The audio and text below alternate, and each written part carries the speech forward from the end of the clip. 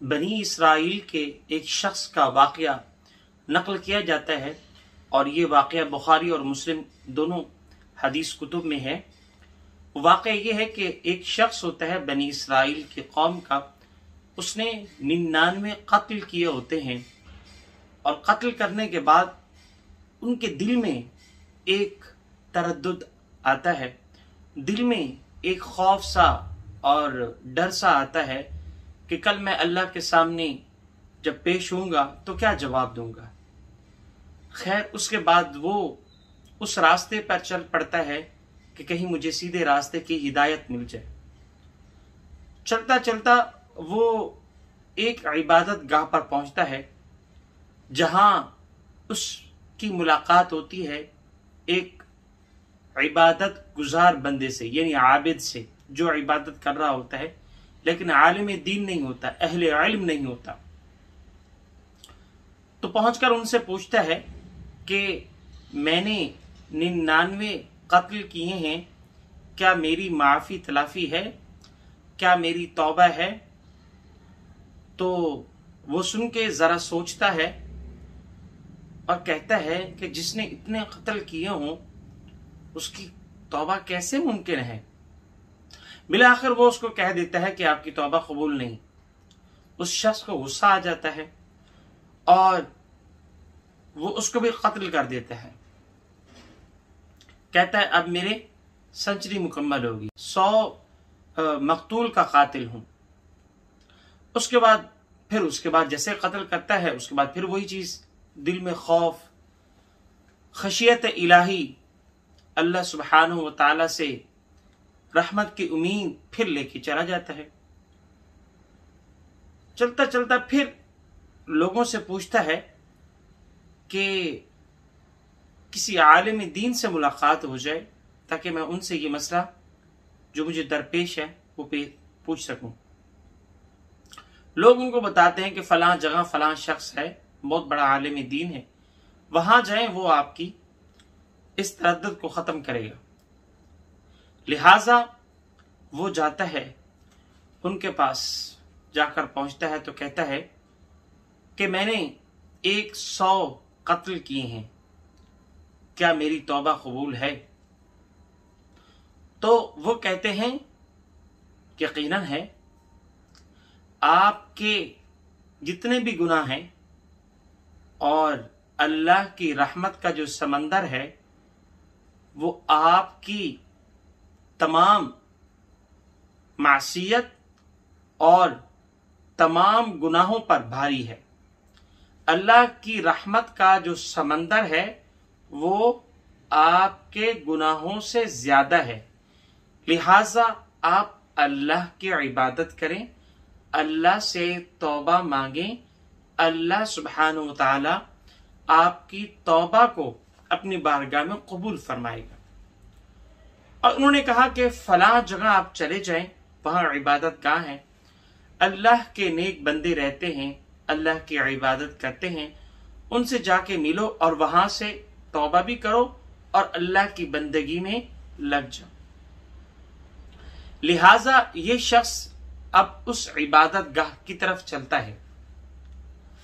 चलता चलता जो है उसको मौत आ जाती है। अब 2 फरिश्ते आते हैं, एक आज़ाब इलाही वाले फरिश्ते और एक रहमत इलाही वाले फरिश्ते। अब इन 2 फरिश्तों में आपस में बात होती है कि एक कहता है मेरा हक है और दूसरा कहता है कि मेरा हक है। खैर, एक फरिश्ता आता है जो कि आदमी की शक्ल में आता है। कहा जाता है, हदीस से मालूम होता है, वो जनाब जिब्राइल होते हैं और वो कहते हैं कि देखें, अगर इस शख्स का ज्यादा कुर्बत बनती है, ज्यादा जो कुर्बत है वो इबादत गाह की तरफ बनती है, तो फिर रहमत वालों फरिश्तों का हक है कि वो उनको ले जाए। और अगर इनकी मुसाफत जो है मासियत गाह की तरफ बढ़ती है जहां से वो आ रहा है, तो अब वो अजाब इलाही के फरिश्तों का हक है वो ले जाए। लिहाजा इसको नाप लिया जाए। खैर, उसको नापा जाता है तो जो जगह होती है इबादत गाह, तकरीबन 1 बालिश वो करीब होती है। इस तरह से वो बंदा रहमत इलाही में शामिल हो जाता है। और याद रहे, इसमें मुझे एक हदीस याद आ रही है, और वो हदीस ये है, फरमाया कि अल्लाह सुब्हानहु व तआला के रहमत के 100 हिस्से हैं, 100 हिस्से, और उनमें से 99 हिस्से अल्लाह सुब्हानहु व तआला ने अपने पास रखे होंगे, और एक हिस्सा इस दुनिया में भेजा है जिसमें मां की ममता, उसमें रहमत होती है, और दीगर जानवरों की जो माएँ होती हैं उनमें भी रहमत और ममता होती है। वो सिर्फ एक हिस्सा है, और 99 हिस्से अल्लाह सुब्हानहु व तआला ने अभी नीचे जमीन के इस हिस्से पर नहीं उतारे। अल्लाह अकबर। और हदीस कुदसी है, फरमाया कि मैं बंदे के गुमान के मुताबिक उससे होता हूं। मैं बंदे की तौबा से इतना खुश होता हूं जितना कि वो आदमी कि वो बैबान जंगल में हो और उसकी सवारी या उसका जानवर उससे गुम हो जाए, और जब वो मिले और उसको वो खुशी हो, उससे कहीं ज्यादा मुझे खुशी होती है कि मेरा बंदा जब तौबा करता है। अल्लाह अकबर।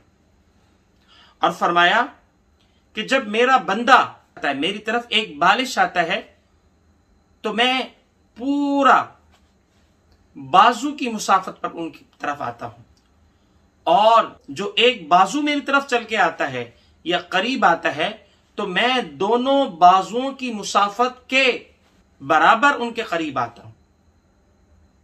फरमाया जो मेरे पास चल के आता है, मैं उनके पास भाग के आता हूं। जो मेरा जिक्र दुनिया की मजलिस में, यानी लोगों की मजलिस में करता है, तो मैं उनका जिक्र उससे आला मजलिस यानी फरिश्तों की मजलिस में करता हूं। अल्लाह अकबर। यह है अल्लाह सुब्हानहु व तआला का बंदे के साथ ताल्लुक। यहां यह समझ रहे हैं कि हमारा अल्लाह हमसे कितना प्यार करता है, हमसे कितनी मोहब्बत करता है, कि हमारी तौबा और हमारी अल्लाह की तरफ रुजू करना अल्लाह को कितना पसंद है। सुभान अल्लाह। तो कहने का मकसद ये है, ये जो वाक़या आपको सुनाया गया है, इस वाक़े से हमें यह सबक मिलता है कि कुछ लोग होते हैं गुनाह करके मायूस हो जाते हैं। याद रहे, जितना भी बड़ा गुनाह हो और वो अगर तौबा कर ले और सच्चे दिल से, सच्चे दिल से अल्लाह की बारगाह में तौबा कर ले, तो अल्लाह सुब्हानहु व तआला उसके पिछले तमाम गुनाहों को माफ कर देता है और उससे राजी हो जाता है और उससे खुश हो जाता है। जैसे कि मैंने आपको हदीस कुदसी भी सुनाई है कि अल्लाह सुब्हानहु व तआला अपने बंदे से इतना खुश होता है, इतना खुश होता है, जितना कि वो आदमी जब जंगल में हो और जंगल में कोई भी ना हो सिवाय उसके और उसकी सवारी के, और वो सवारी उससे चली जाए और फिर वो उसको ढूंढता रहे और बड़ी मुश्किल से वो थक जाए और बैठे इधर से देखे कि उसकी सवारी है, तो उसको वो कितनी खुशी होगी कि या अल्लाह मेरी जान बच गई, कि मेरी जान तो हल्क तक आई हुई थी। तो अल्लाह सुब्हानहु व तआला हमसे इतनी मोहब्बत करता है। तो मेरी आपसे, और सबसे पहले मैं अपने आप से मुखातिब हूं कि हम अपने अल्लाह से ताल्लुक जितना ज्यादा मजबूत करेंगे, जितना ज्यादा मजबूत करें, उतने ही हमारे दिलों को सुकून और इत्मीनान हासिल होगा। अला बिज़िक्रिल्लाहि तत्मइन्नुल क़ुलूब।